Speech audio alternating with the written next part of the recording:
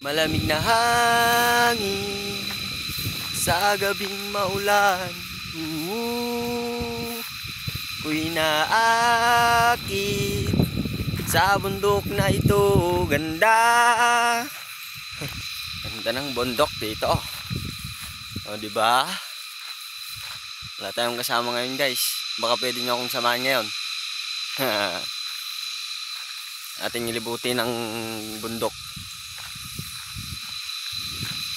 Diba? Sayang wala tayong drone. Kung may drone siguro tayo, masaya. Ano?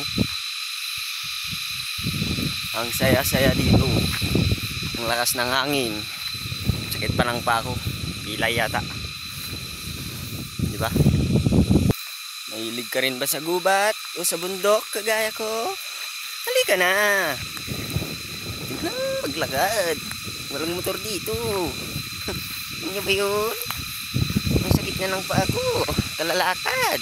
Pero di bali, kahit masakit ang paa, at least papagbigyan natin yung ating sarili na tayo ay makakit pa rin sa gubat o sa bundok. Diba? Ang saya. Sa susunod, akyatin natin yung nasa taas na yun pag magaling na yung ating paa. Kasi masakit. Yun, akyatin natin yun, guys. Sa taas na yun. Yung pinakataas na yun. Yung dulo na yun. Boundary ba yun? Palagay nyo. Ganda. Ang lakas ng hangin. Dito. Ano, gumagalaw yung mga dahon sa likod ko, guys. Then, nandito na tayo ngayon sa medyo gubat na maliit. Ano, baba ng kahoy, guys. Sanga pa lang yun. Dito tayo. Dito na naman tayo sa parang. Ayun, di ba? Kanina nandun tayo sa taas.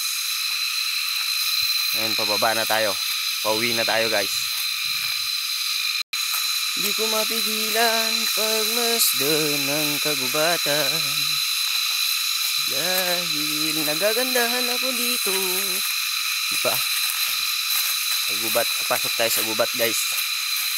Uwi ng kampo. So yun, guys. Papasok na tayo dito sa gubat. Sa gubat na tayo. Kanina doon tayo sa ibabaw. Sa rabaw. Ngayon, dito na tayo sa gubat. Ayan, no? Oh, yung tubig.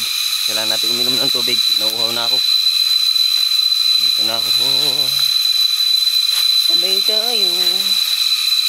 Ganda ng gubat. Nasakit na yung aking paa. Kasi pilay-pilay na. Ang daming kahoy. Ganda ng kalikasan.